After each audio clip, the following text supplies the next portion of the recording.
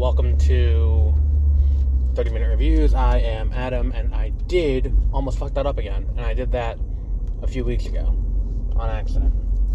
But not this time. Not this time. I did not fuck it up. So CinemaCon. We have, what's it called? There's some news out of CinemaCon, and we're going to address a lot of it, probably not all of it, because it's going to be most off the top of my head as I drive home. But I'll try my best to cover as much as possible. Now, there was a little bit of, shuffle that happened as a result. Not as a result, but, in the general, area of this. So let's start with, DC.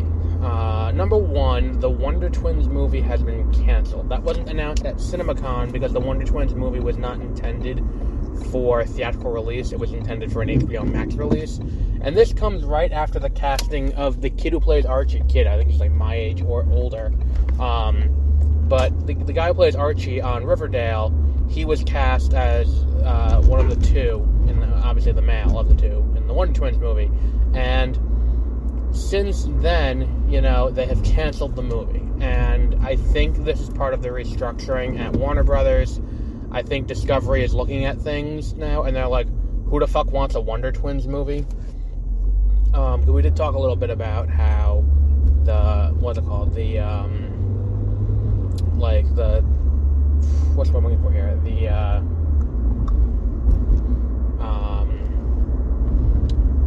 The projects they have at DC are not grabby, and the ones that they do have that do grab attention, they're not canceling. And then, we've heard, there were rumors that Batgirl might be moving to theatrical because the theatrical model is still very strong, as evidenced by this. And it's one of those things where it's canceling the Wonder Twins movie, not strictly CinemaCon related. However, it was discussed around the time of CinemaCon. At the same time, there's also the departure of Jon Watts from the Fantastic Four movie, which, here's the thing. Jon Watts just did 3 Spider-Man movies in 5 years. Because Spider-Man Homecoming came out in 2017, 2019 was Far From Home, and then No Way Home in 2021. And considering there was a pandemic in the middle of that, that's unreal. And he should be applauded for having that ability to get 3 movies out in a trilogy in that period of time. That is, laudable. And then for him to immediately go in and do another franchise, it seems like it's a little much. So it's understandable that he would want to step away. And from what I've seen, that is the entire reason why he's stepping away. It has nothing to do with creative differences or anything like that. It's just look, I spent all this time doing these movies, and I want to take the time to go out and do my own thing. It's the same reason why the Russos have stepped away from Marvel for a little bit to do their thing, independent. So the issue is, let me see. With that, I understand why he's stepping away. I'm totally, I'm not holding that against him. He's doing what he thinks he needs to for his career, which is, who could fault him for that? And then Justin Lin has departed Fast 10, or Fast X, the next Fast and the Furious movie, due to creative differences. As reported today, it appears that may have something to do with, that may have something to do with Vin Diesel being a pain to work with. Again, not something that I know firsthand. It's just an article I read this morning while I was getting ready to go to the DMV and then to work. And it is, if that's the case, it would not surprise me. It's just one of those things where it's look, just don't be an asshole, people. They do have a new director. I don't remember his name specifically. I do know it is the guy who directed The Incredible Hulk for Marvel Studios as distributed by Universal. that movie is, it's fine. It's perfectly passable, and he's the one who's, if he's going to be doing this, it could be a good movie. And if there's one thing that can be said about working on that movie, he knows how to work with someone who has a bit of an ego on them. Because allegedly Ed Norton has that giant ego, as evidenced by his replacement in Avengers and beyond, where it's like, look, Ed Norton is no longer playing the Incredible Hulk. Now it's Mark Ruffalo.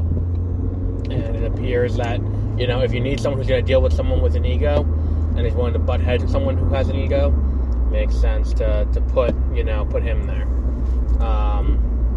So out of Sony, we are hearing things. This may not be CinemaCon specific. It's just things that have been said in recent history, especially as the ramp up happens for Multiverse of Madness.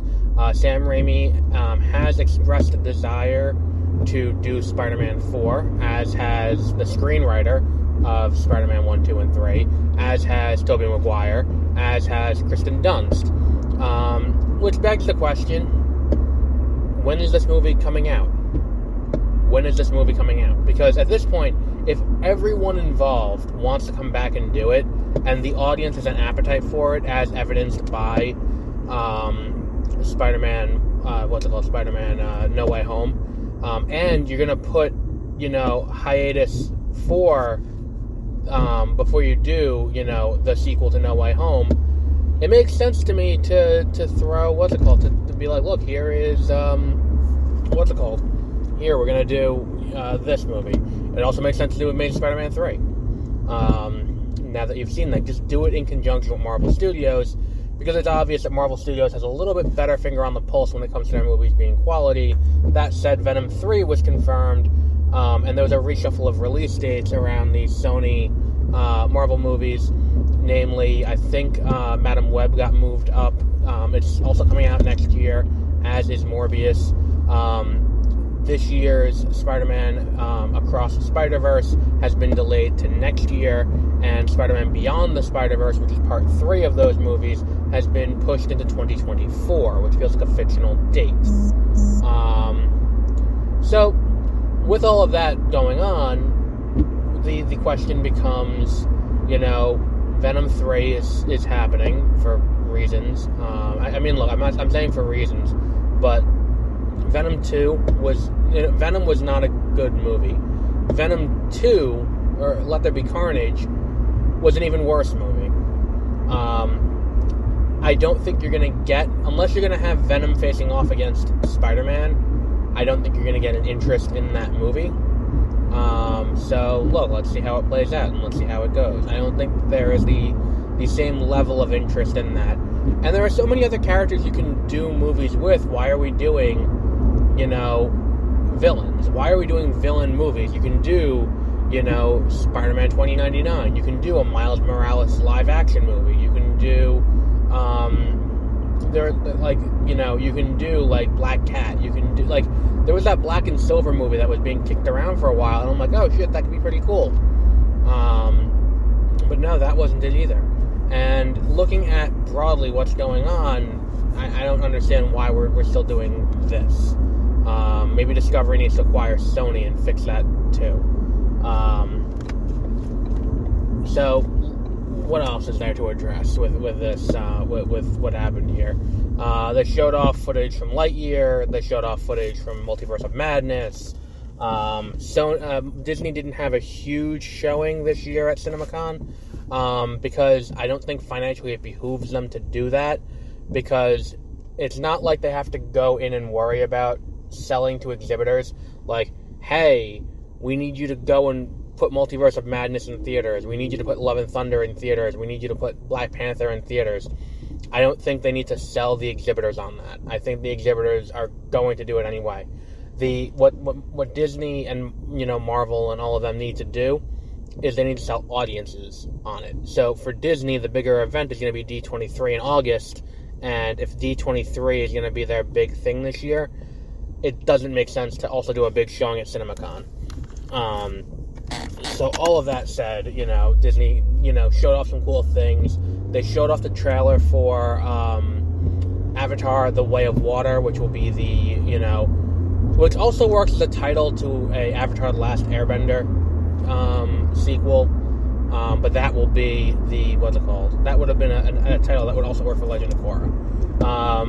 But that will be the title of, Avatar 2. They doubled down on the release date, which is going to be December 16th. Which, based on from what I've heard from people who were at the event, I mean, not personally, but from what I've read online, the response has been fantastic to all of that. And if the response is that fantastic and if the movie is as good as it is, I mean, I'll see, presumably, from what I've heard, the trailer is going to run before Multiverse of Madness. So when I see Multiverse of Madness on Thursday, that will be weighed into the, that will be weighed into the thing. Let's see how well it actually plays in a Dolby Cinema, experience. Especially when we've now seen, Avatar was groundbreaking at its time. When they rerun Avatar in theaters in September, I am going to see it. But my question is, how well does it hold up? And the question for The Way of the Water is, what we're going to be seeing in the trailer for Way of the Water is going to be the, it's going to be sometime when you see a trailer, you'll see pre-viz or not 100% completed CGI. At this point, that CGI is done. So this is what the movie's going to look like. So it'll be interesting to see how that plays in for audiences around the time Multiverse of Madness comes out this week. What else is there to address? Top Gun Maverick was screened and it played fantastically. Good for Tom Cruise, I guess. He needs another jet to jump off of. What else is there that happened in this movie or in this exhibition?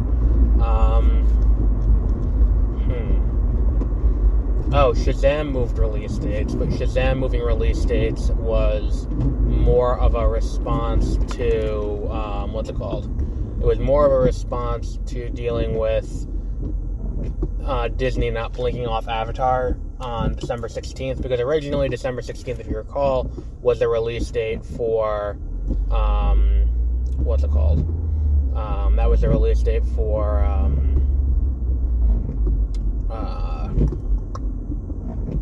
what's the word I'm looking for here? That was the release date for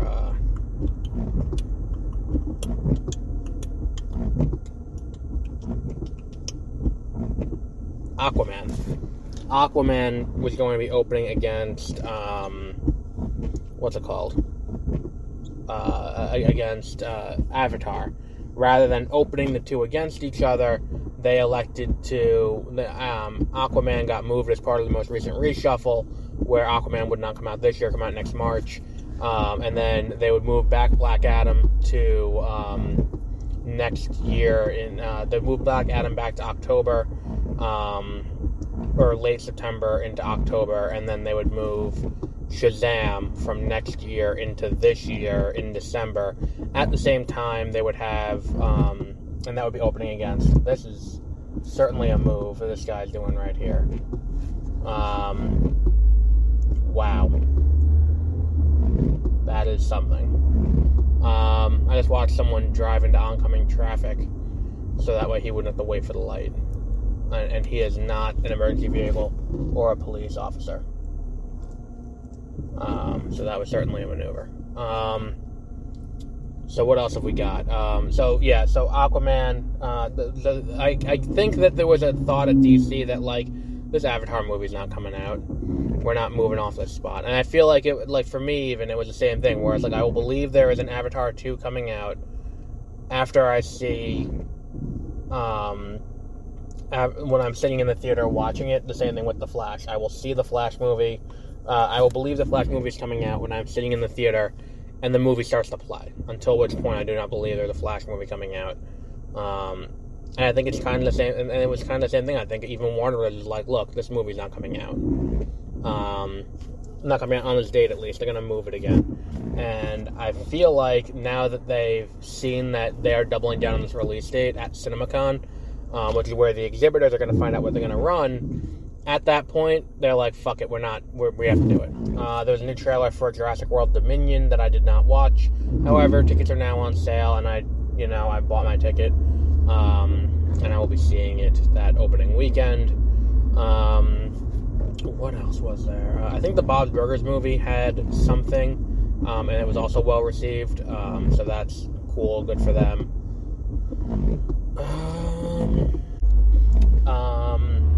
I think that basically covers what happened.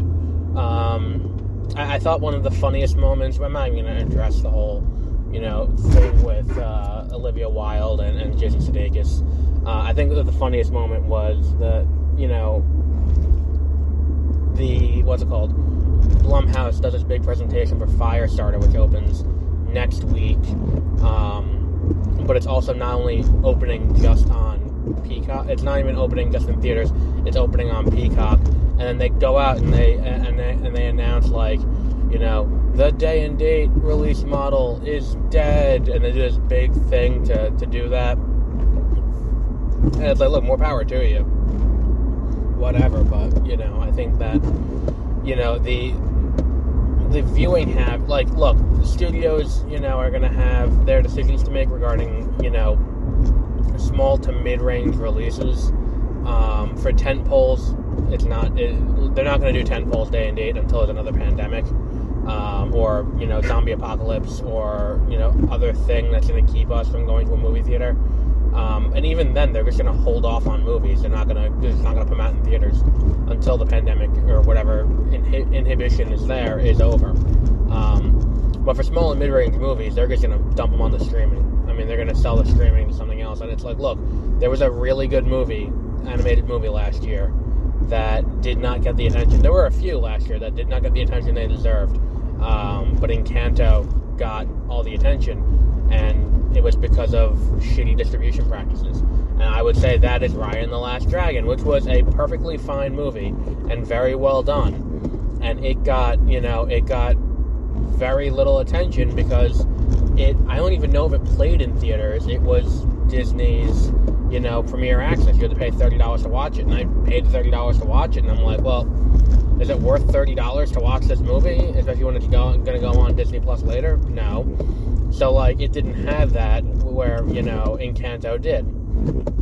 And then the other one was formerly known as Connected, but then eventually released as The Mitchells vs. the Machines. And The Mitchells vs. the Machines was a fantastic movie. It was my favorite... Oh, no, it wasn't my favorite animated movie of last year. It was my favorite animated family movie of last year. And it was... because it is such a well-done little, like, self-contained family story set against the robot apocalypse with the sensibilities of Lord and Miller. It is so well done, and it's just, it's a beautiful movie. And I was very surprised when Sony sold it to Netflix, and then nothing came of it, and then, like, people just forgot about it. It didn't get its release, and it didn't get the notoriety it deserved. It's just kind of disappointing when that happens. And I feel like, looking at what happened with, looking at what happened with that other one, what the fuck's it called?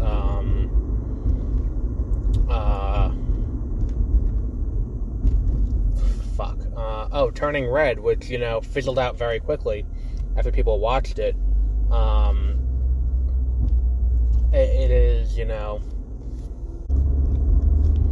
like, if you look at, like, what the fuck was that movie called? Turning Red, that's what it was. Turning Red, fails, at having staying power, because it went to streaming only. And there was no reason to put it to streaming only. I heard theories that it was designed to try and bolster Disney Plus subscription numbers. But at the end of the day, if that's what you're doing and that's what you're going to do, and you're going to pull the rug out from under people and be like, look, we're just going to put this movie directly to streaming and fuck everything else, I feel like that's not a good system going forward. I feel like that's not a good way to, number one, build morale. Number two, it's not a good way to, to keep things going. And look, there's gonna be content for streaming, and there's gonna be content for theatrical. But this idea of, right before release, after you've already sunk money into a marketing thing, like, that's something that if I'm exhibitors, I would not be happy about. Where it's like, if I'm an exhibitor and I'm making, it's like we have these theater standees for Turning Red. Like, I went to see a movie before Turning Red came out, in the weeks leading up to it, the weekend that Turning Red, the week that Turning Red got announced to be going to Disney Plus rather than going theatrical, they still had the theater standee up right when you walk in, and there's this giant theater standee of May as a, turning into the giant red panda. And that kind of thing, like, you are turning theaters into advertising for their competitor. In the same way that, it just kind of, it's not good for the relationship between the exhibitor and the studio, I think. And at the end of the day, if that's going to be what they're going to do, and they're going to do this nonsense, I feel like you're going to have, bigger issues going forward. So I think we'll wrap up there for today. So let's see. So today is Monday. I recorded an episode this morning for Beware of Spoilers that I have not uploaded yet. That is about The Flash. I'm going to watch Under the Banner of Heaven on, what's it called? On Hulu. And I'm going to catch up on that. And then we'll do that probably tomorrow. Oh no, wait, isn't tonight the new episode, or the last episode of The Girl from Plainville? Which I may have multiple times referred to as The Girl from Plainview. That might be tonight. If that's tonight, then we'll have to reshuffle. But we'll see. We have a ton of stuff this week. We have, the finale of Moon Knight, the finale of The Girl from Plainville, the beginning of Under the Banner from Heaven, Multiverse of Madness, and then I feel like, Crush, I'm probably going to do too, the new movie on Hulu, which is, I've heard good things about it, so I'll be interested to see if it's as good as I've heard. So we'll wrap up there for today, and until our next episode, have a great rest of your week.